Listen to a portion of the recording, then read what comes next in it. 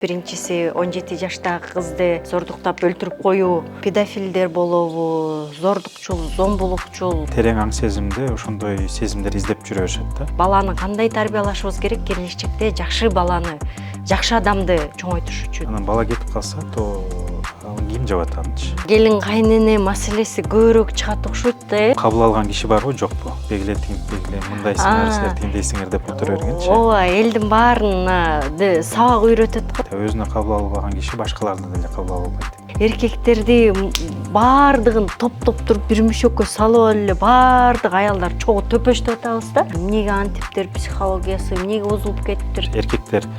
Эркектерди колдоп башташты, аялдарды.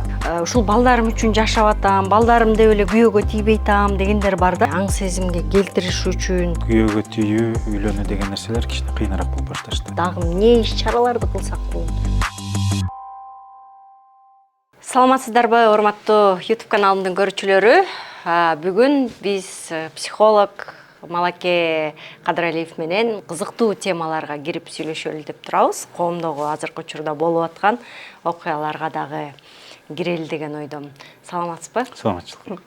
Малаке мырза, азыркы тапта эки окуя аябай көп резонанс алып атат десем болот. Биринчиси 17 жаштагы кызды зордуктап өлтүрүп коюу темасы аябай көтөрүлүп атат коомдо. Ошондой эле экинчи мектепте болгон окуя, бир баланын бир кызга болгон зомбулугу, агрессиясы.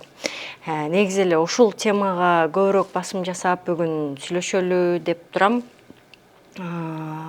Берейин дегеним, ушундай педофилдер болобу, зордукчул, зомбулукчул адамдар мындай бүт баарынын эле тамыры бала чагына барып келет экен да. Ошол агрессия, ошол башка бирөөнүн үстүндө үстөмдүк кылуу бул эмнеден улам келип чыгат? Биз азыр баланы кандай тарбиялашыбыз керек? Келечекте жакшы баланы, жакшы адамды чоңойтуш үчүн ушул тууралуу сүйлөп берсеңиз. Бул жерде коомго жакпай турган жооптор көбүнчө бар деп ойлойм. Көбүнчө көп нерсе сиз айткандай бала чак кезде башталат.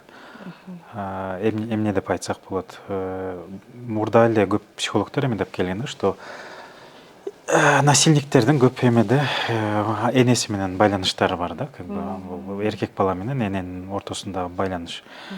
Анан, наверное, аябай мындай систематический бир изилдөө болду 20-жылы. 2020-жылы китеп чыктык.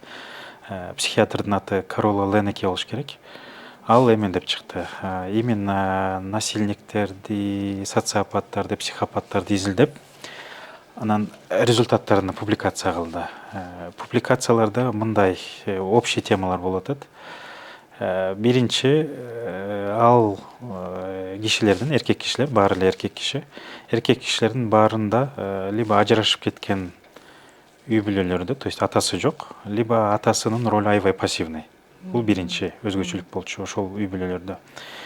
Экинчи нерсе, эне менен ал насильниктердин ортосунда сепарациянын жоктугу, то есть слишком жакын мамиле. Сепарациянын жоктугу, слишком жакын мамиле. И көп учурда ал насильниктер өзлөрүнүн энелерин аябай идеализация кылып, аябай мындай жакшы ойлошчу. То есть башка аялдарга зордук зомбулук кылышат, бирок өзлөрүнүн энелерин аябай жакшы көрүшөт. Ошондой дагы өзгөчөлүктөр болчу да. Анан муну изилдеп баштаганда мындай ойлорго келди, что насильниктер көрүнүштө энелерин аябай жакшы көрүшөт, бирок мындай подсознательно деп коебуз го, бессознательно энелерине бир жек көрүүлөр бар да. Түпкү аң сезиминде энесинен бошонгусу келсе керек да. Ошон үчүн башка аялдарга карата зомбулук күчөсө керек, Ооба, туп-туура. Терең аң сезимде бир жек көрүүлөр бар энелерине. То есть көрүнүштө аябай жакшы көрүшөт, сыйлашат, жакшы мамилелерде, бирок терең аң сезимде бир жек көрүүлөр бар. Анан бирок бул жек көрүүлөрүн өзүнүн энелерине көргөзө албаган үчүн көбүнчө потенциальный объект катары башка аялдарды тандап, анан ошол өзлөрүнүн энелерине болгон жек көрүүлөрүнү башка аялдарга направлять этишет да, как бы. И кээ бирки ошол изилдөөлөрдө, интервьюларында эме деп айтышты да, что кээ бирки эркектер именно ошол зомбулук кылып аткан аялдардын немесинде өзлөрүнүн энелерине представлять этип же көрүшөт экен депчи. Соответственно, аябай мындай картинка странный да. Бир жактан өзлөрүнүн энелерин идеализация кылышат, өтө жакын мамилелер бар, бирок бир жактан ичинде тереңинде бир жек көрүүлөр бар да, как бы. И ошондо мындай айтсак болот, что бул жерде бир эме бар, психологиялык инцест бар да. То есть көп аялдар өзгөчө күйөөлөрү жок болгондо эркек балдарыны потенциально экинчи күйөө катары көрүп баштагандай мындай көп мамилелерди көрөбүз да. Бул деген дүйнөнүн бүт жеринде бар. Кыргыз коомунда дагы аябай көп. Муну көп киши көргүсү келбейт, бирок аябай эле көп. Өтө аял кишинин өтө өзгөчө эркек балдарына өтө жакын мамиле куруп, аны кой бергиси келишпейт. Как будто ал мындай отдельный бир бала эмес, как будто анын жеке менчигиндей мамиле кылышат да. Ошондой динамика бар да бул жерде.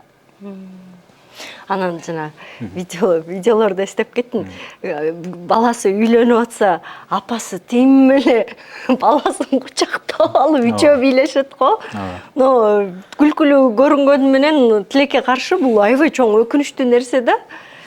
Анан ошол жанагы демек зордук, зомбулук кичинекей кезинен эркек балдарды бөлүп, сепарация кылып, өзүнчө кылып өстүрүүбүз, анан жанагы психологиялык жактан дени сак кылып өстүрүүбүз кажет экен. Башка адамдарга, башка аялдарга зомбулук көрсөтпөш үчүн, зордук көрсөтпөш үчүн. Анан мындай болбойбу? Үйдөгү мисалы үчүн күйөөсү аялы кырылыша берсе, керели кечке согуша берсе, ошонун дагы таасири канчалык деңгээлде балага тиет? Балага аябай чоң таасири болот. Эркек балага, кыз балага да аябай чоң таасири бар. Ошондой атмосферада көнүп калган балдар көбүнчө терең аң сезимде ошондой сезимдер издеп жүрө беришет да. Мисалы, бир кыз бала ошондой атмосферада өссө, көбүнчө бул кандай атмосфера? Постоянно бир туруктуулук жок, бир эме бар. Вверх-вниз деген бир эмоциялар бар да. Селкичекте. И, соответственно, бессознательно чоңойгондо ошондой күйөөлөрдү тандап, потому что ошондой сезимдерди жашап турган эркектерди тандап, ошондой көп уланып кете берет да бул нерсечи. Бирок сиз айткандай сепарация кажет дедиңер. Бирок бул жерде бир өзгөчөлүк бар. Эркек балдарда, кыз балдарда деле сепарация болуш үчүн атанын ролу аябай маанилүү. То, что үй бүлөдө ата болгондо, эгер ата достаточно маскулинный, күчтүү эле болсо, здоровый киши болсо, то балдар атага таянып, сепарациялары оңойраак болот. Анан биринчи фактор, ата өзүнүн жеринен көргөзүп турат да, что бул аял меники, аял дагы бул күйөө меники, то есть бул жерде бирөө бар. И, соответственно, бул жерде эркек бала замена кыла албайт деген бир позициясы болот да. Ата жок болгондо көп аялдар эмне кылып баштайт, что ошол жоктукту эркек бала менен заменять этип баштайт. То есть эркек баласына как будто күйөөсүндөй мамиле кылып башташат да. Ата болгондо ал өзүнүн жерин көргөзүп турат. Бул жер меники. Силер чоңоюшуңар керек. Мага таянып, же мен модель кылып, акырынан эметип кете берсеңер болот, сепарация болуп кете берсеңер болот дейт. Андай ата жок болгондо, же атанын ролу слишком пассивный болгондо, слишком слабый болгондо, то анда таяна турган эчтеке жок болуп калат. То есть бала один на один болуп калат. Бала комфортный зонадан чыккысы келбейт. Эне деле өзүнүн комфортный зонасын таштагысы келбейт. И ошон үчүн мындай аябай андай энелер аз болуш керек, которые сознательно түшүнүп, мен баламды сепарация кылышым керек, бара-бара кичинеден кой берип башташым керек деген андай аң сезимде кишилер анча деле көп эмес болуш керек деп ойлойм. Ошон үчүн жана келин кайнене маселеси көбүрөөк чыгат окшойт да. Кадимкидей баягы бир эркекке эки ургаачы талапкер болуп аткандай экөө согуша баштайт го. Ооба. Көңүлү үчүн, анын вниманиясы, сүйүүсү, заботасы үчүн. чын эле ошондой болуп калат. Анан бул жерде эмнени байкашыбыз керек, что бул уланып кете берет да, круговорот. То есть 40 жашка чейин, 40-ка 50-ге келгенде уже балдар чоңоюп калганда иерархия алмашат да үй бүлөнүн ичиндечи. То есть мурда кайнене эмне кылып атса, то жаңы келен примерно ошол возрастка келгенде ошол эле нерселерди бизде көбүнчө ошону көрүп атпайбызбы? Круговорот улантуу эле кетип атат да. Анан бул жерде эмнени байкасак болот, что маселе балким эркек аял маселеси эмес, маселе бул жерде кимде көбүрөөк күч бар деген нерсеге таянып атат да. Что традиционный обществоларда, Турцияда, арабтарда, кыргыздарда примерно бир механизм бар. Мурда кандай эле аталар балдар менен көп алек болчу эмес. И соответственно балдарга эмоционально алыс болушат. Балдарга эмоционально ким жакын болот? Эне жакын болот. Анан келин жаңы келгенде то көп эме болот, зомбулук болот, мындай. То что эч кандай эмеси жок. Үй бүлөнүн ичинде позициясы жок. Кайнене бар, кайната бар, кайнежелер бар балким, күйөө бар. Бирок балдар чоңоюп баштагандан кийин балдар эмоционально көбүнчө мурда атага жакын болбогон үчүн балдар чоңойгон сайын энеге жакын. Балдар чоңоюп эркек каарыганда, уже финансовый күчү асайганда, физический күчү асайганда, балдардын күчү көбөйгөндө ошондо смена власти болот да үй бүлөнүн ичиндечи. Мурда традиционный үй бүлөлөрдө ошондой болчу. Анан 40-ка келгенде примерно уже полностью күч эмеге өтөт да. Традиционный үй бүлөлөрдө аял кишиге өтөт. Мурда ошондой механизм болчу.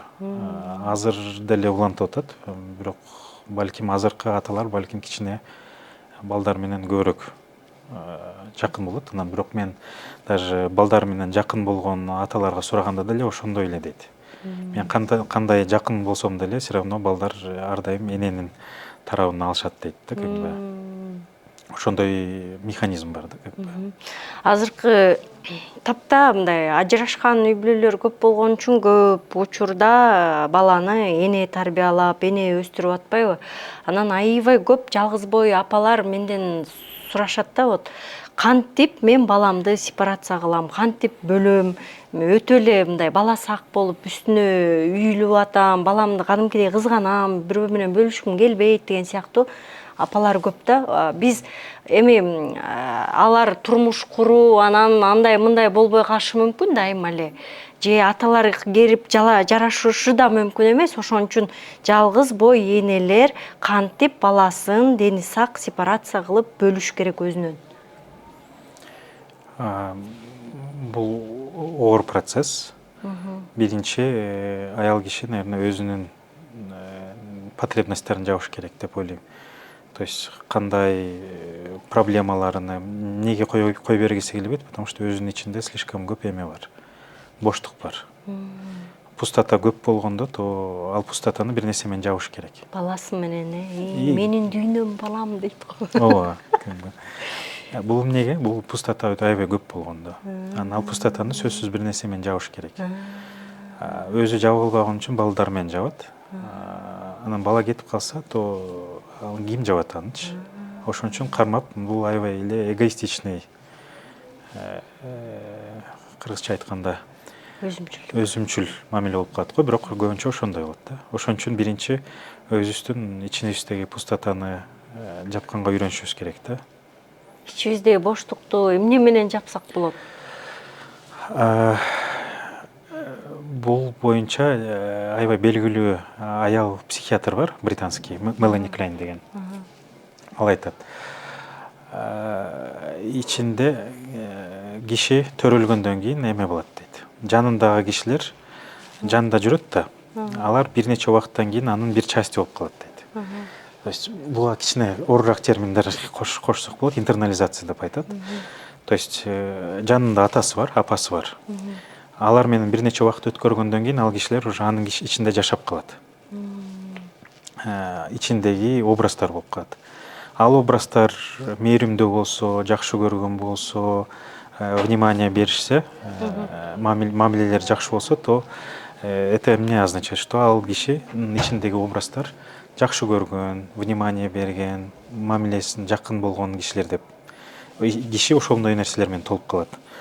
А эгер наоборот болсо, эгер алыс болсо, мамиле көңүл бурбаса, жакшы көрбөсө, то кишинин ичиндеги образдар ошондой нерсе менен толуп калат да. Буга мындай аябай простой тил менен түшүндүргөнгө аракет кылдык. Буга интернализация деп айтабыз. И соответственно, кишинин ичиндеги образдар кандай болсо, то ошондой сезет. И башка кишилерге деле примерно ошондой мамиле кылат.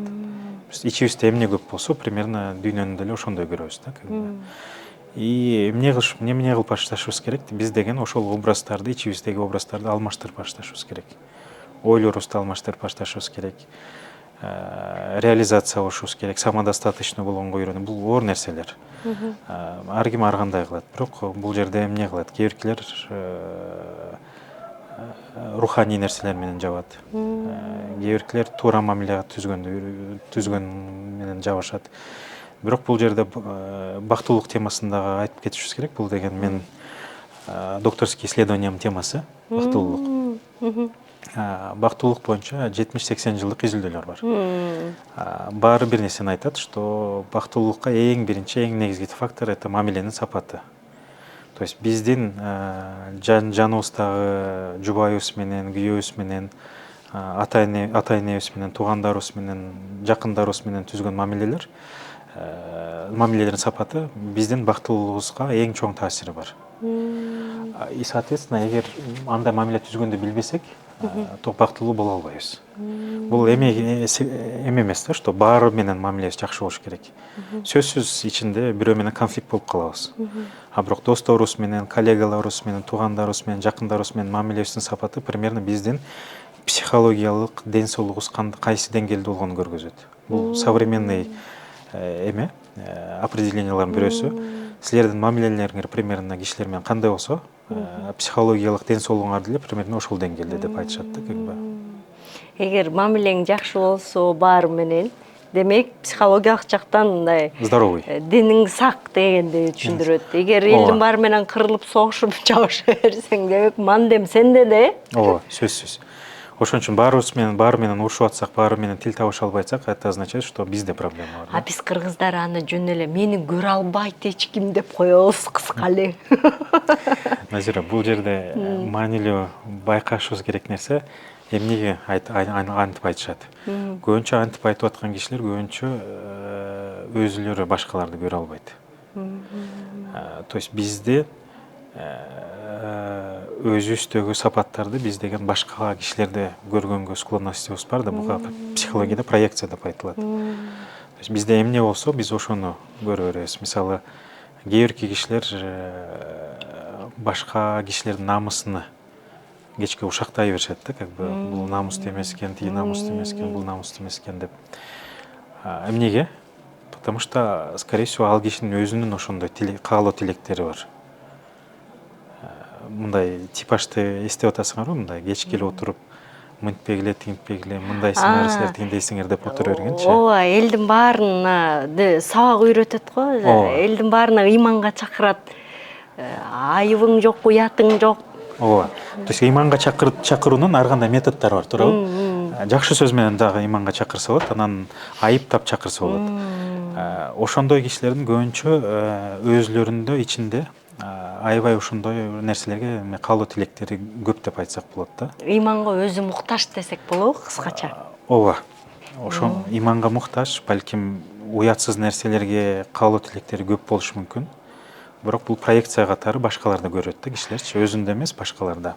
Адам канчалык башкаларга бир нерсе айтканда ошол адам өзү жөнүндө эле айтып экен да, негизичи. Ооба, 90% ошондой.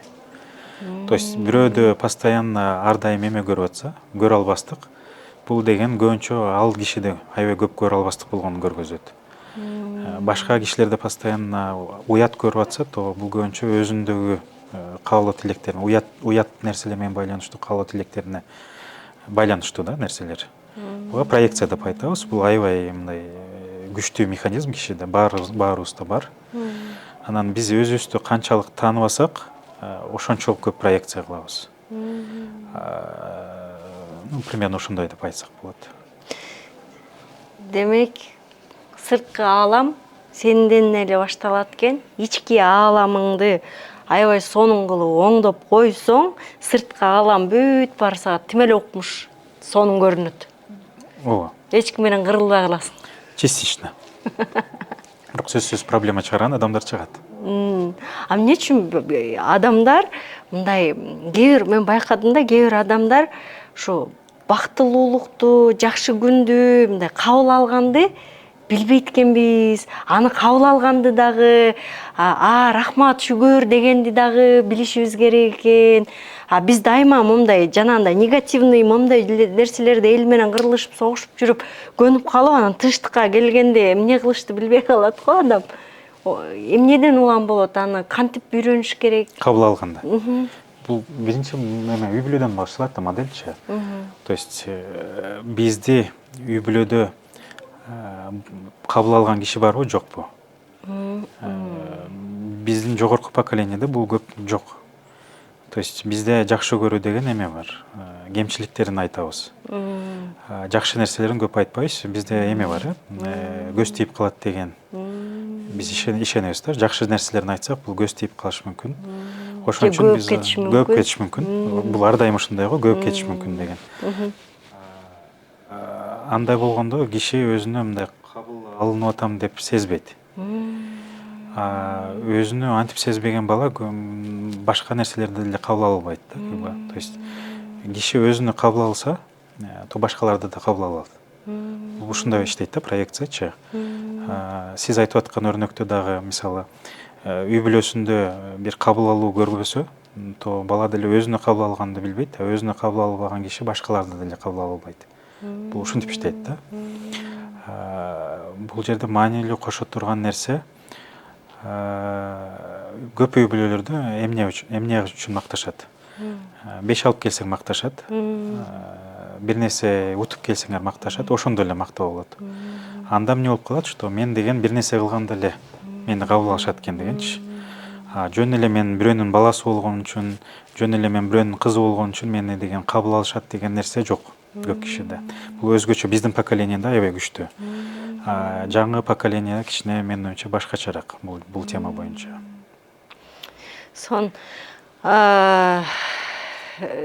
Жанагы сепарация боюнча сүйлөшүп атканда ошол сепарацияда нерсеге кайра артка секирип кеттим, кечирип калачы, жана оюма келип кетти да. Мисалы үчүн, эгерде эне акылы сепарацияга жетпей атса, бала өзү акылдуу болуп, мудрый болуп, сепарацияны өзү тарабынан өткөрө алабы? Кээ бирки балдар кылат. Бирок көбүнчө бала бул эмеден комфортный зонадан чыккысы келбейт. Эмнеге? Что баланын ичинде чоң конфликт башталат да. Бир жактан ар бир киши сепарацияны каалайт. Буну мурда деле айтып кетилгем. Бүт мифология бул тема боюнча да. Мисалы бүт мифологияларда эмне болот? Бир баатыр төрөлөт, анан өзүнүн төрөлгөн жеринен кетет. Мисалы Манасталыгы 6 айда төрөлөт, анан досторуна, эрлерине чогултуп алып, анан 6 айдан кетет. То есть бул деген эмнени көргөзгөн процесс, психологиялык жактан, что киши сепарацияны көргөзгөн нерсе. Бүт мифологияларда бирдей сценарий бар. Баатыр төрөлгөн жерден кетет. И бул эмне? Бул деген коомдордо өзгөчө мурда эркектердин, бирок азыр баарынын эле сепарация болгонун көргөзгөн процесс да, как бы. Бизде анан мындай тенденцияны байкап калдым да. Биз көбүрөөк эркектерди баягы зордук зомбулук болгондо мындай аябай резонанс болот экен, анан тигил бул болуп интернетте резонанс болуп атып, эркектерди көбүрөөк абьюзер катары көрөт экенбиз. Эркектерди аябай жек көрүү, феминизм өсүп атат.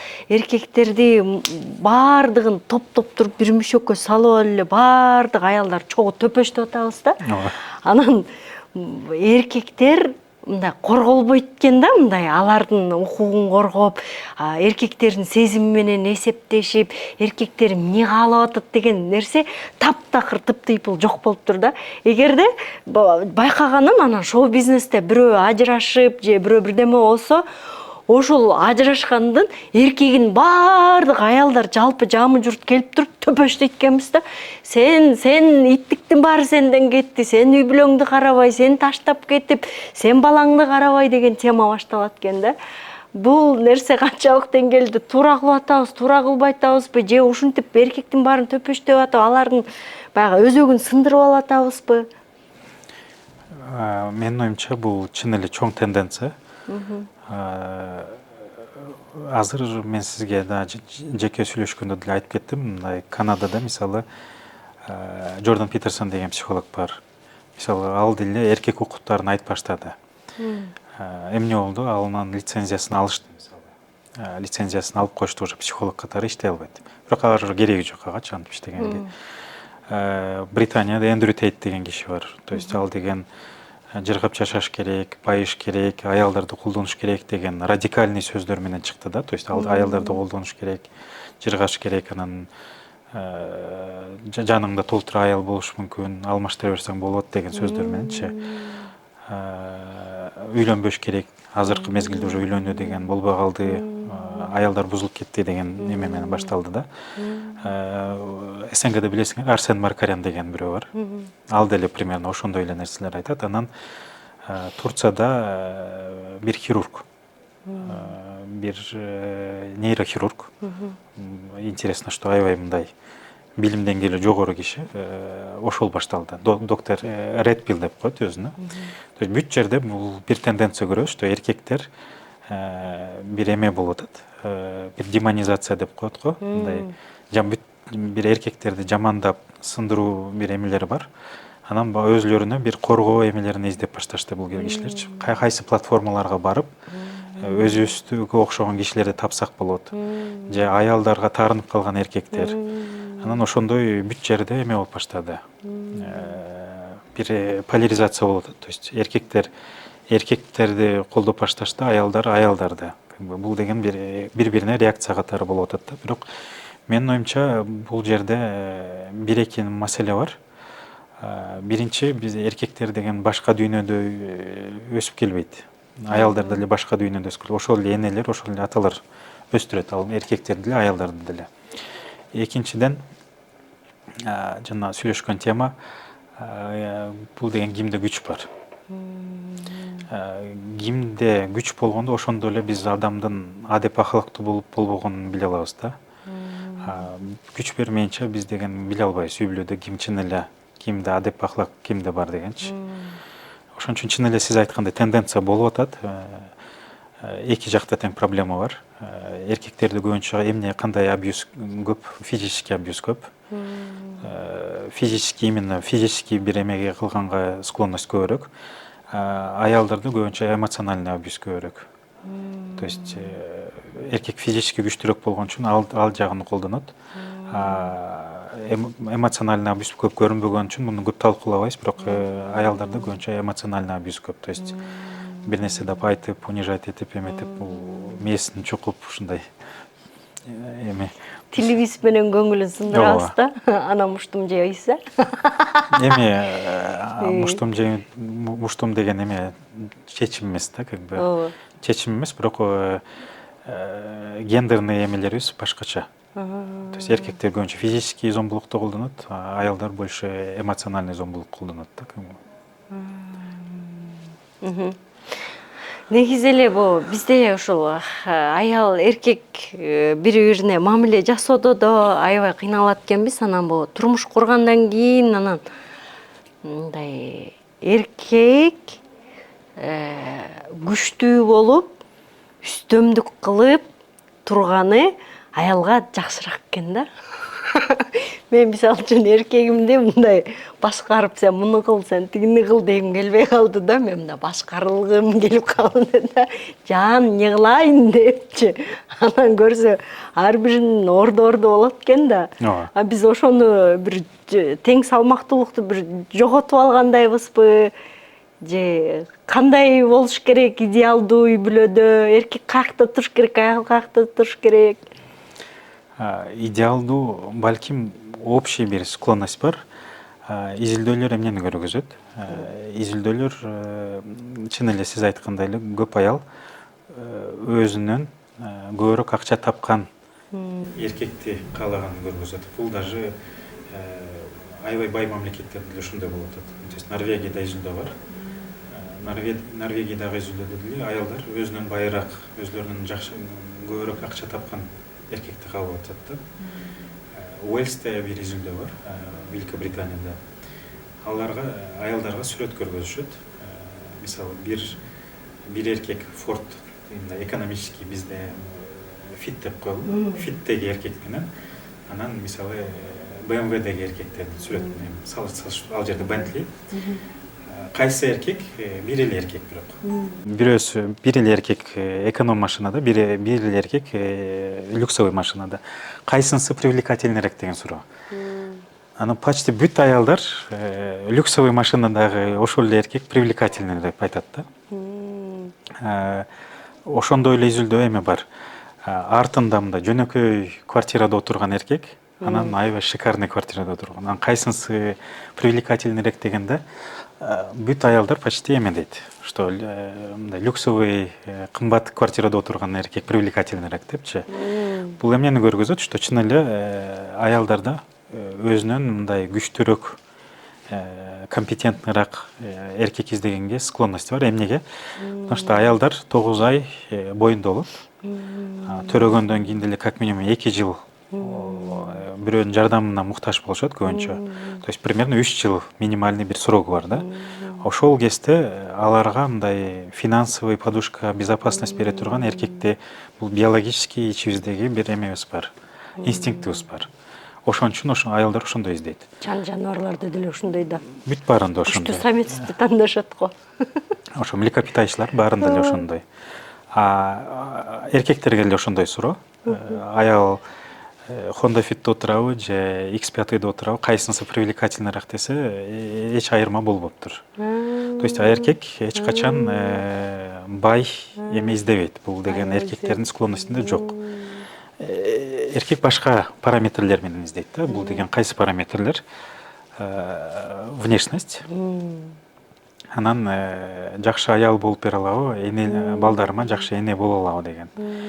Аял киши болсо, мен ушундай уязвимый периодда, мен 9 ай боюмда болгондо, анан кийин баламды карап атканда мага колдой турган эркек, күчтүү эркек барбы деген ошол параметрлер менен издеген үчүн чын эле сиз айткандай эле көбүнчө аял өзүнөн компетентныйраак, күчтүүрөөк эркек издейт. Бирок бул деген кыйыныраак болуп баратат. Эмнеге? Что көп биздин коомдо эми баары көп аял билимдүү да. Билимдүү болгон үчүн жакшы жумуштарда иштешет. Жакшы айлыктар алышат. Андан кийин өзүнүн деңгээлинде өзүнүн астындагы бир эркекти каалашпайт. Ошон үчүн планка көтөрүлө берет. Бул планканын өйдөрөөк только аз эле эркек бар да, как бы. Ошон үчүн дагы мындай каалаган эркек көп киши таппай калып атат. Үчүнчү нерсе, социальный сеттер бүт нерсени бузду.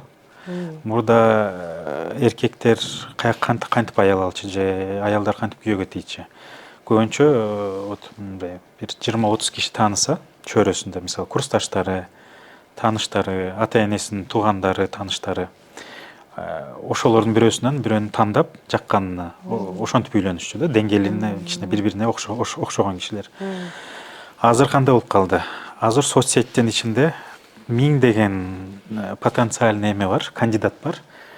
Анан ошол соцсеттеги 1000 деген кандидаттын ичинен эң жакшысына аракет кылып калышты. Андай болгондо бүт эмне болуп калды? 5% эркек 80% аялдар менен доступ болуп калды. Потому что аялдар көбүнчө иерархиянын эң жогорусундагы эркек менен мамиле түзгүсү келет. Анын астында түзгүсү келбейт. Ошон үчүн соцсеттер бүт нерсени алмаштырды деп айтсак болот да. Оорураак болуп калды. Демек, идеалдуу түрдө эми өзүбүздүн баягы не дейбиз, өзүбүздүн өзөгүбүз деле ошону каалайт экен да, эркектер өйдө турганды, аял анан жанында турганды, андан кийин ушундай тенденция бар деп айтсак болот, бирок бүт аялдар антип калбайт. Бирок менин оюмча көбүнчө ошондой да. Азыркы тапта тенденция мындай: биз эри шаркакпыз, биз теңбиз деген нерсеге акырындан өтүп башташты. Ооба, бирок даже Норвегия окшогон өнүккөн өлкөдө аялдар өзүнөн жакшыраак акча тапкан эркекти каалаганын көрүп атабыз да. Даже ошондой өнүккөн өлкөдө ошондой тенденция болуп атат. Жок, азыр дагы бир кайсы процент мындай тенденция бар. Неме альфонстор мамочкаларын таап алышат да. Андай да процентте тенденциялар бар. И эң башкысы мындай бир ушул эле туура же ушул эле жакшы деген нерсе жок да. Ар ким өзүнүн ыңгайын таба берет да. Ошентип айтсак болотпу? Ошентип айтсак болот, бирок көбүнчө сиз айткан эле тенденция бар. Көбүнчө аялдар өзүнөн күчтүүрөөк, компетентныраак эркек издейт. Бул изилдөөлөр ушуну көргөзүп атат да. Бирок баары ошондой деп айта албайбыз, бирок көбүнчөсү ошондой деп айтсак болот. Азыркы современный жашоодо бул кыйыныраак болуп баратат. Сиз мен айткандай эле жанагы айлыктар көбөйгөн сайын өзүнөн көбүрөөк тапкан эркек издешет.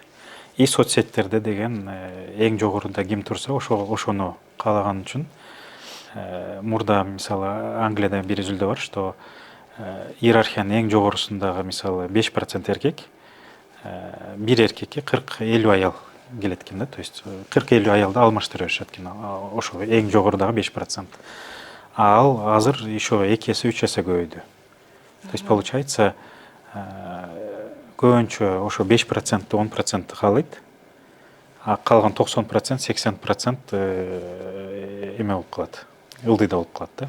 И соответственно күйөөгө түйүү, үйлөнүү деген нерселер кичине кыйыныраак болуп башташты. Азыркы тапта ажырашуулар дагы аябай тилекке каршы көп орун алып атат.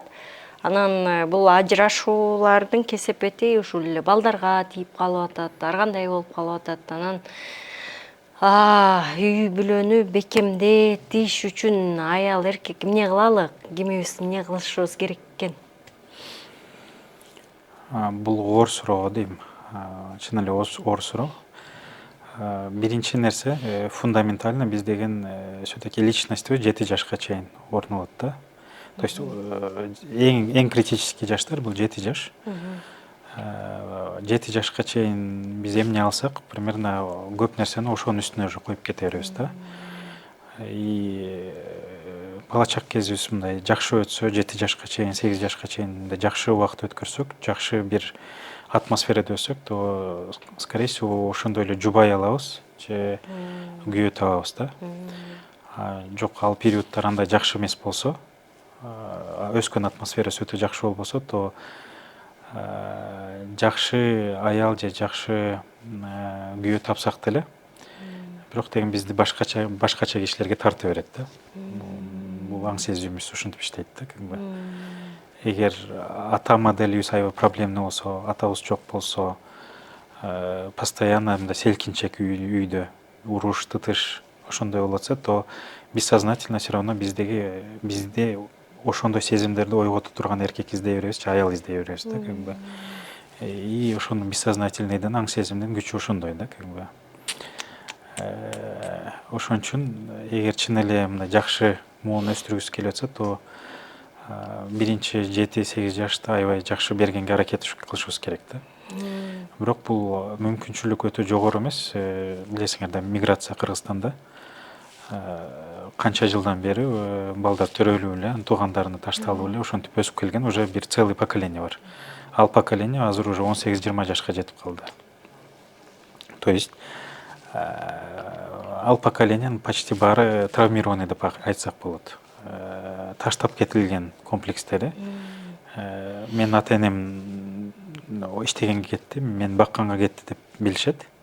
Бирок ичинде все равно мени таштап кетти деген сезимдери, мен ошондой кишилер менен иштегенде ошондой байкап атам да, сезимдери бар. Мен ташталып кетилдим, соответственно, мындай привязанность менен проблемалар бар. Ата-энелерине жылда бир жолу же 2 жылда бир жолу көрүшөт. Ну, как бы бир аябай чоң травмированный бир муун бар Кыргызстанда. Алар ошолор ташталып кетти деген балдар, кыздар, алар бирөө менен байланып жашаш, бирөөгө ишеним артыш, бирөөнү сүйүш кыйын болуп калат да. Аябай кыйын болуп калат. то что алар деген 3-4 ай өзү менен энеси менен жашайт, апасы мененчи, же 2 ай жашайт. Андан кийин резко бирөөгө берилет, кетишет. И, соответственно, бир эме болуп калат часто. Ташталып кеттим деген аябай чоң травма. Потому что бала эстебесе деле бирөөгө байланат. Биз деген бала төрөлгөндөн кийин эле аябай күчтүү инстинкти бар, бирөөгө байланыш керек. Бирөөгө байлангандан кийин анын уже жытын билет, эмесин билет, денесинин эмелерин билет, температурасын билет, сөзүн уккан, көп нерсени уже тааныйт. Анан резко ошентип 2-3 ай каралгандан кийин резко алмашып башка бирөөгө өткөндө уже бул аябай чоң травмирующий эмеси бар, таасири бар кишиге. И 2 жашка чейин болгон травмалар аябай чоң травмалар. Азыркы кээ бирки изилдөөчүлөрдүн ою, что 2 жашка чейин, 3 жашка чейин чоң травмалар же неблагоприятный среда көбүнчө психотический ооруларга алып келет. Жана шизофренияга окшогон ооруларга алып келет деген ой бар. То есть эң уязвимый возраст ошол возраст, 2 жаш, 3 жаш. Анан жана психоз, реальность менен байланышты жоготуп коюу, шизофрения ошо психотический оорулардын ичине кирет. Бизде Кыргызстанда ошо психологиялык жактан жабыркаган адамдар абдан көп, бирок моюндабайбыз, Моюндабыз келбейт, бирок уже айтып башташты го. Жакында соцсетте канчалык туура бир психиатр айтыптыр, статистика айтыптыр, что Кыргызстанда ар бир 10-чу киши психиатрический больной депчи, оорулуу деп. Уже айтылып баштады. Каждый 10-й киши оорулуу деген это чоң статистика, да? Эгер чын болсо, эгер статистика. Бизде психологдор көп болгону менен психиатр жактан бир аз аксап атат окшойбуз Кыргызстан, Психиатрлар только, наверное, жакшы психиатрлар чоң шаарда эле бар го дейм. Бишкекте, балким Ошто, Кээрке. Калган населениеде особо доступ жок чоңчу. Жакшы, конечно, адистер бар, бирок бул өзгөчө проблемный сфера. Кыргызстанда психолог көп. Бирок канчалык билим деңгээлдери боюнча чоң суроолор бар. Кыргызстанда даже психология менен байланыштуу культ бар. То есть почти диний бир культ болгонун мен билем да, что бир киши барып психологияны колдонуп өзүнө бир жамаат, диний жамаат сыяктуу бир нерсе создавать эткен даже бир ошондой окуя бар Кыргызстанда. То есть этический кодекс, этический эмелер соблюдение болбойт да, Кыргызстанда көп учурда. Мага кээ бирки региондордон да кишилер жазышчу, что вот мен деген психологко баргам, бирок мен психологко айтып берген нерселеримди анан кийин мен башка элдерден уктум дегенчи. Да, элементарный нерселерди, соблюденияларда проблемалар бар. Этический кодекс жок, этический кодекстин юридический күчү жок. То есть бир психолог бир клиентинин же пациентинин укугун эметсе, то эч кандай аларды коргой турган бир механизм жок Кыргызстанда. Ошон үчүн аябай чоң хаос. Кыргызстанда мектепти бүтүрүп деле мен психологмун деп деле иштей берсеңер болот. Эч кандай эмеси жок, тоскоол жок. Психиатрия тоже эле примерно эме. Хотя ал жерде врач болуш керек, эме болуш керек, бирок сапат боюнча чоң суроолор бар. Азыр мындай дипломдуу психологдор эмес, мындай псевдопсихологдор абдан көбөйүп кетти го.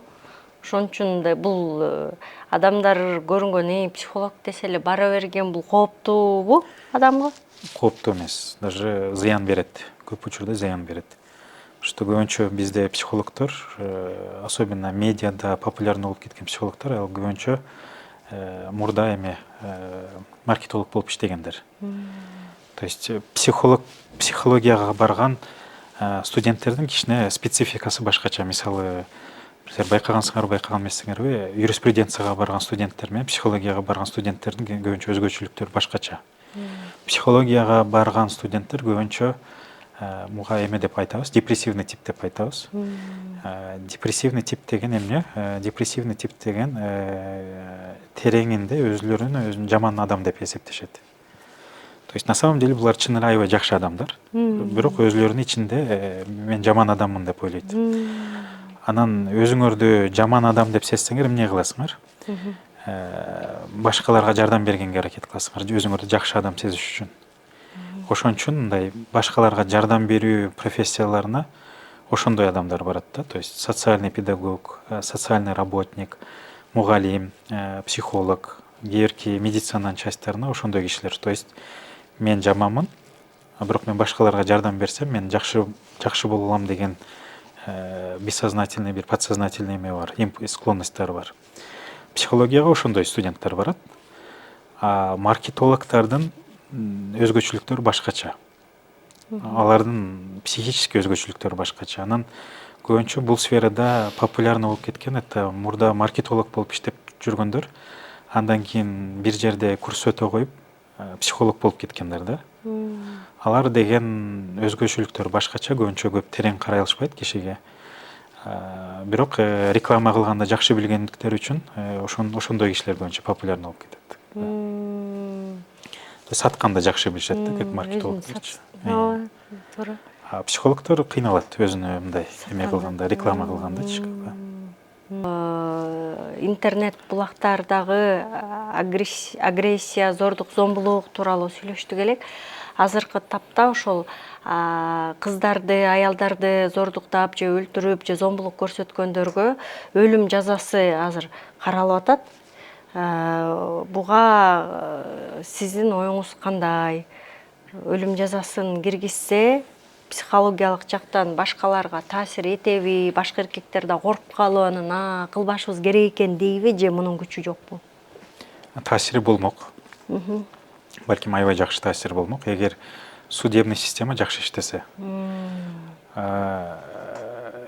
Жакшы судебный системанын ичинде өлүм жазасы жакшы эме болмок, чара болмок көп кишиге.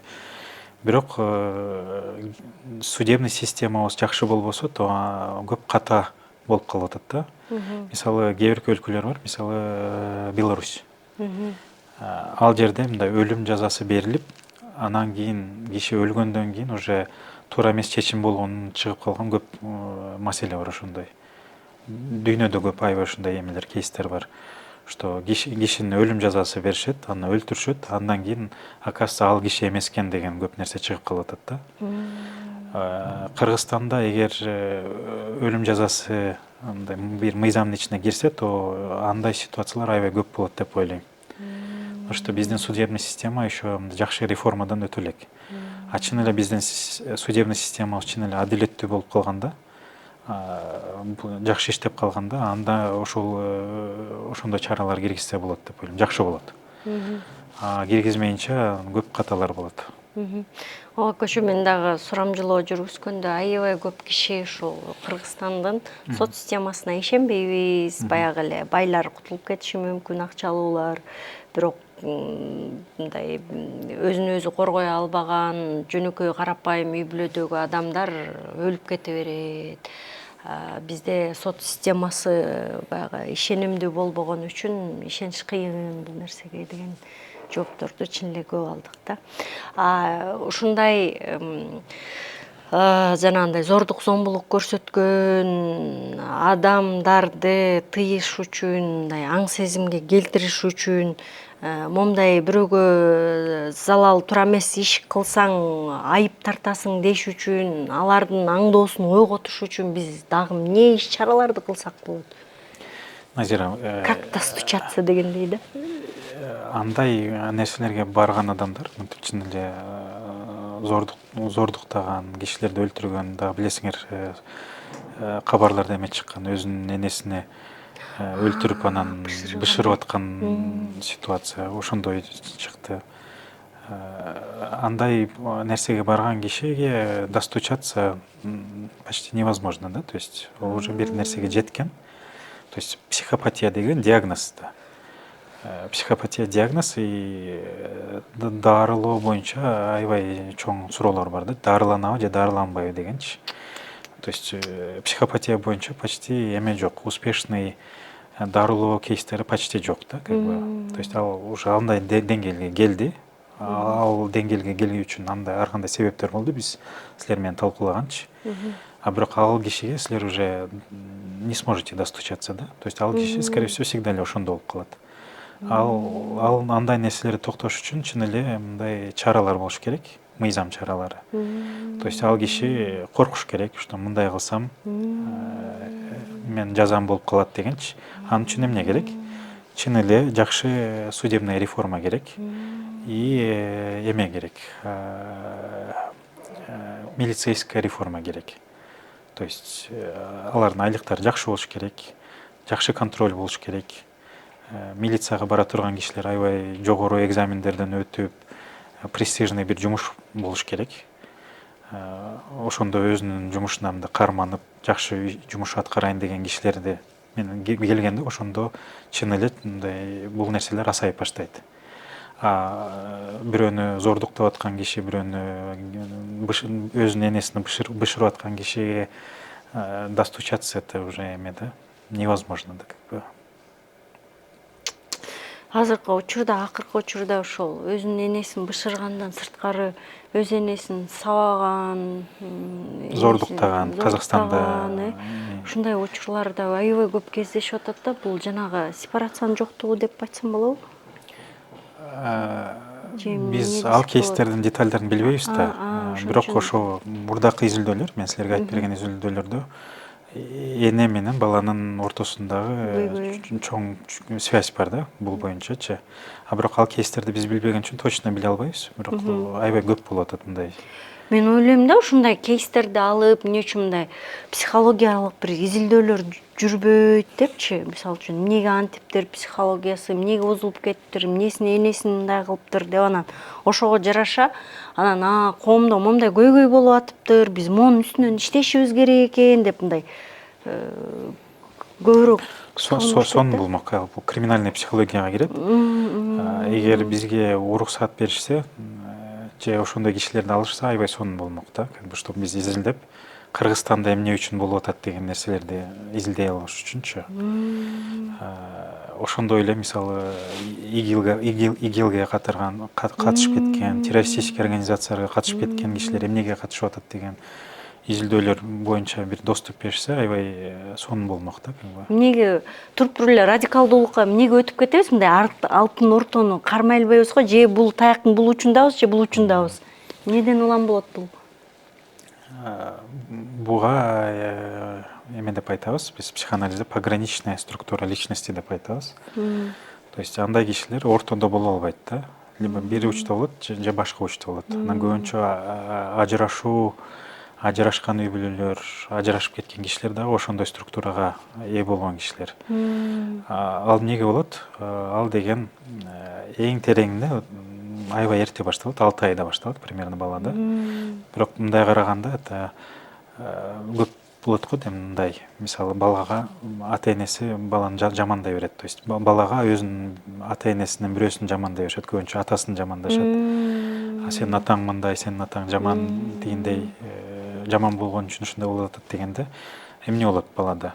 Бала бир жактан атасын жакшы көрөт, а бирок апасын да жакшы көрөт. Анан ошондо эмне болот? Экиге бөлүнөт да бала, ичиндеги жан дүйнөсү экиге бөлүнөт. Бир жактан атасын жакшы көрөт, а бирок апасынын айтканы да маанилүү да. Анан ошондо жакшы көргөн кишини и одновременно жакшы көрүп, и одновременно жек көрүү бул аябай оор нерсе. Ошон үчүн ал кишини экиге бөлүш керек болуп калат. Идеальный ата, анан жаман ата дегенчи. Анан бул эки образды соединять этиш оор болуп калат. Ошон үчүн бөлүүгө туура болуп калат. Анан ошондо пограничная структура пайда болуп баштайт. И коомдо көбүнчө ошо пограничная структурага ээ болгон кишилер. Же бул жакка өтүп кетет биротоло, же бул жакка өтүп кетет биротоло. Ошо 3 структура психоанализде эметишет, бөлүшөт. Невротиктер, пограничниктер, психотиктер деп. Эң здоровулар невротиктер. А невротиктер кандайлар? Алар деген страданиялар болгон, көйгөйлөрү болгон, бирок деген довольно гибкий кишилер. Сүйлөшсөң бир договороспособный кишилер да, сүйлөшүп, мындай проблема бар экен, чечсек болот экен деген кишилер. Пограничниктер менен антип чече албайсыңар. И пограничникке күйөөгө тийсеңер, пограничник дегенде эмеде бизде армияда иштеген кишилер эмес. Ошондой структурага психика. Чек арадагыларды элестетпей. Чек арадагылар эмес да. Андай күйөөңөр болсо же андай аялыңар болсо, алар менен тил табыш аябай оор. То есть отуруп мындай көйгөй бар экен, чечели деген эмеге андайга келе албайсыңар. Консенсуско. Ошон үчүн ал только невротиктер менен иштейт ал нерсе. Или невротикка жакын пограничниктер менен иштейт. Мында чистый пограничниктер. Пограничниктердин түбү каяктан эмне болуп чыгып атат? Ал эмнеге пограничник болуп калыптыр? Бул жанагы айткан бир жакшы көргөн кишини жамандай бергенде, ал деген бир кишини жакшы көрүп жек көрүү аябай оор нерсе да. Ошол пограничник, э? Ошо пограничник. Тиги невротиктерчи? Невротиктер алар гибкий, алар деген кишинин жакшы сапаттарын болгонун билет, жаман сапаттарын болгон, бир эле киши болгонун билишет. Алар мындай экиге бөлүшпөйт. Ошол эле кишинин жакшы жактары бар, жаман жактары бар, бирок мен ал кишини жаман жактары болсо деле жакшы көрөм деген кабыл алат, э? Бул деген более здоровый типаж да. Пограничниктер эмне кылат? Алардын эң белгилүү өзгөчөлүктөрү, алар деген ар дайым идеализация кылышат. Ошондой кишилерди силер тааныйт болушуңар керек. Мындай жаңы таанышканда аябай идеализация кылып, сонун көрүнүп, влюбляться этип, андан кийин жарым жыл өткөндөн кийин бул вообще эле болбогон адам экен деген ошондой кишилер ошо көбүнчө явный пограничниктер да. Жеңил нерсе эмес бул. Потому что эки образды соединять этишиңер керек. Эгер эң тереңине барсак, бул деген 6 айга чейин жаңы төрөлгөн бала эме кылат. Жакшы эне, жаман эне деп бөлөт да. То есть убагында келип карап, сүйүү берип, мээрим берген ал жакшы эне. Кээ бирде ыйлап атса келбей калса, же жакшы эме кыла албай калса, ал жаман эне. Бирок бала түшүнбөйт 6 айга чейин, что оказывается жакшы эне менен жаман эне бир эле киши болгончу. Ал ойлой берет, что эки киши бар. Жакшы эне кетет, анан жаман эне келип калат, жаман эне кетип калат, анан жакшы эне келип калат деген.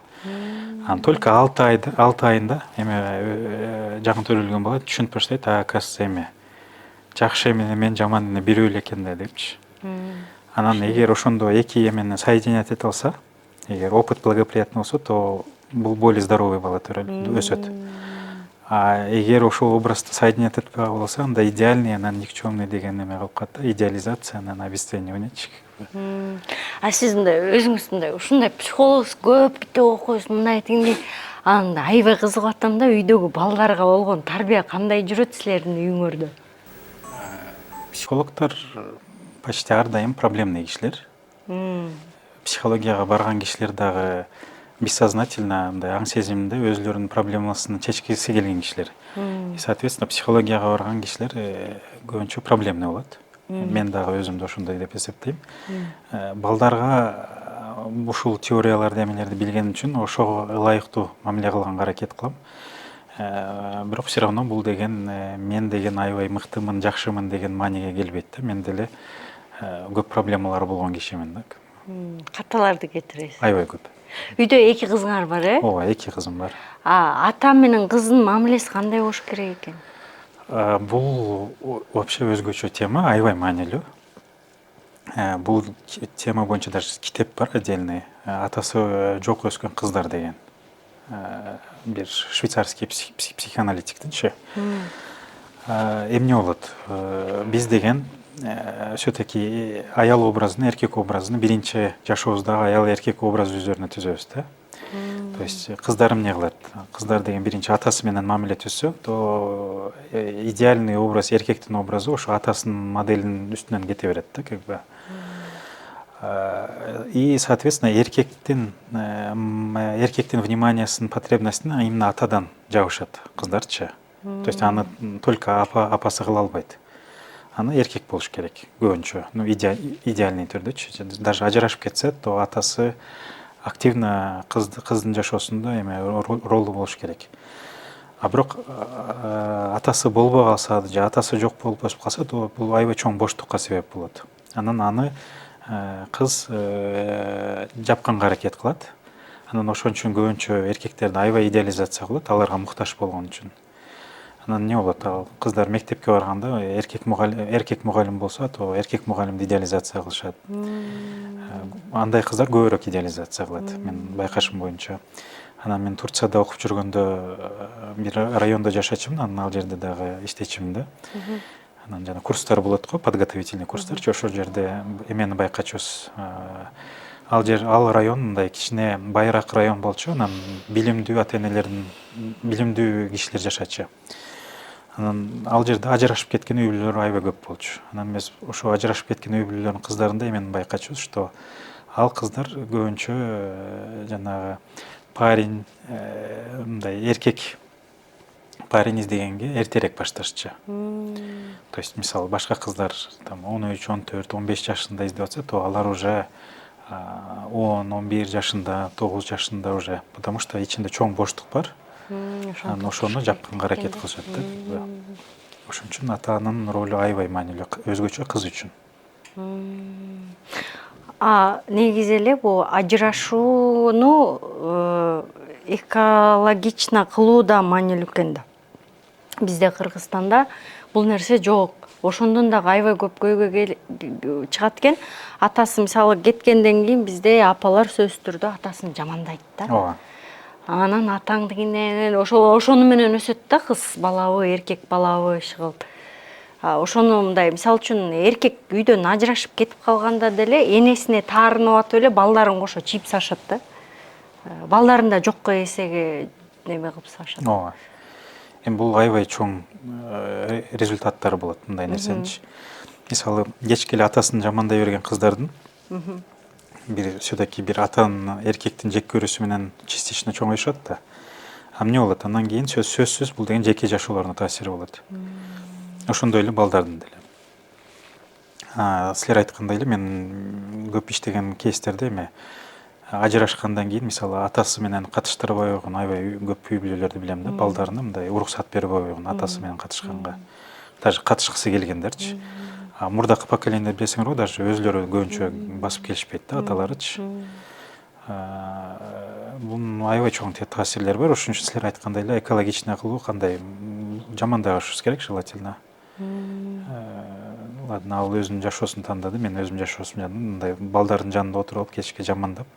Анан мамиле түзгөнгө уруксат бериш керек да, эгер эркектин желаниясы болсочу. Азыркы эркектер менин оюмча кичине бул тема боюнча жакшыраак. Что мурдакы мен эсимде 90-жылдары, 2005-жылдарында көп эркек мындай ажырашкандан кийин даже балдарына караганга басып келишчү эмес да. Ооба, анан мисалы үчүн үйдө күндө зомбулук бар, көз аялы бири-бирине тарелка табак ыргытып ойногонду жакшы көрүшөт. Бирок ошону бала көрүп өсүп атат да, бирок энеси канча таяк жебесин, көк ала болбосун, тияк биягы сынбасын, мен балдарым үчүн чыдап жашап атам, баламдын атасы болуш керек деген тема канчалык деңгээлде психологиялык жактан туура? Ал аял балдар үчүн жашаган жок ал жерде. То есть ошентип таяк жеп ар жери сынып көк ала болуп жашап атса, то ал точно балдар үчүн жашаган жок. Ал скорее всего өзүнүн бир ичиндеги эмелери бар. То есть жалгыз калгысы келбей атат, балким же коркуп атат. Анан биз ошон үчүн удобный эме балдар үчүн деген бул удобный эме да, жооп да, актануу. Бул балдар үчүн да чоң зыян да, андай атмосферада өсүп, ошонун баарын көрүп, өзүнө эң чоң зыян да. Ошон үчүн бул жерде балдар үчүн кылып атат деп айтыш аябай кыйын да. Бул менин оюмча терең аң сезимде өзү үчүн да, өзүнүн коркунучтары үчүн. Мындай зомбулукту көрүп өскөн бала деле ошого бара берет да, склонности болуп калат. Мисалы үчүн ошону көрүп өскөн кыз деле, апам деле чыдаган, апам деле ушундай болгон, бул норма экен деп, ал деле ошондой зомбулукту чыдап жүрө берет да. Чыдап жүрө бериши ыктымалы жогору. Экинчиден, эгер наоборот жакшы бир күйөө тапса деле, ошондой эркектерге тарта берет өзүнүчү. То есть ошондой эркектер жагымдуу көп аялдарга ошондой болуп бессознательно эметип берет. То есть мындай бир жакшы эркек тапты, бирок ал туруктуу. Ал менен скучно. Потому что жашоосунда кечке эле уруш тытыш болгон бала чак кезиндечи. Анан андай эркек, туруктуу эркек болсо ага мындай привлекательный сезилбейт. А именно ошондой сезимдерди эстете турган эркектер ага мындай жагымдуу болуп сезиле берет да, как бы. Бул уже результаттары. Мындай дагы бір суроо. Жана сепарацияга учурабай калганда, мисалы үчүн жалгыз бой эне балдарын тарбиялап атат, анан ал жалгыз бой эне күйөөгө тийсе, балдар менен экологиялык жактан сепарация болунабы автоматтык түрдө же кандай болот ал? Менин оюмча болбойт. Ал кандай болот ошо жагы? Мисалы сепарация болбогон кыз күйөөгө тийсе, Жок, мисалы, жалгыз бой эне, балдары бар, ал өмүр бою балдарын коргоп жүргөн. Анан сиз айттыңыз го, жана ал үчүн атасы бул менин ордум деп туруш керек депчи. Ошондо менин ордум деген эркек келди да, атигилер балдары уже ордун билип өзүнүн ордуна түшөбү? Эгер эркек здоровый болсо, то есть достаточно күчү бар болсо, ментальный. Мындай эме эмес, өтө слабый эмес. Аял деле ошол периодда өзү деле мындай более-менее адекватный болсо, то сөзсүз чоң позитивный таасири болот да. Бирок аны деле сиз айткандай экологично кылышыбыз керек. То есть постепенно, мисалы, келип туруп, мен күйөөгө тийип атам, мындан кийин бул эркек менен жашайт деген балдар үчүн өтө жакшы нерсе. Даярдап алып келип, анан ошентип жашаса, то сөзсүз түрдө позитивный таасири болот. Болуш керек. Анткени мен аябай көп катталуучуларымда мен мынча 4 балам бар, күйөөгө тийбегениме 15 жыл болду, 9 жыл болду, баягы ажырашып кеткениме дейт да. Анан ушул балдарым үчүн жашап атам, балдарым деп эле күйөөгө тийбей атам дегендер бар да. Анан бул позитивдүү өзгөрүү болушу мүмкүн экен да балдарга дагы. Ооба, сөзсүз. Болушу ыктымалы жогору деп айтсак болот. Эгер эркек туруктуу, жакшы эле болсо. Жакшы эркек болсо, Ооба. Эптеп эле эркектеп тийип алып, жаңжал болсо тескерисинче болот. Андай көп случай бар тилекке каршы, что эптеп эле эркектеп, анан 10 эркек алмаштырып, толтура бала төрөп, анан баары тең травмированный болуп. Ошон үчүн ата эне дагы, ата дагы баланын алдында аябай чоң жоопкерчиликти сезиш керек экен да. Анан ажырашып кетсеңер деле аталар сөзсүз мындай энең менен ажыраштык, бирок балдарым менен ажырашкан жокмун деп балдарыңарга көбүрөөк барып, көбүрөөк камкордук көрсөтсөңөр, балдарыңардын акыл эсиңе жогору жакшы тунук болушуна себепкер болот экенсиңер. Анан эне дагы сөзсүз бүгүн аябай сонун тема козгодук. Сепарация балдардан болушу керек экологиялык жактан.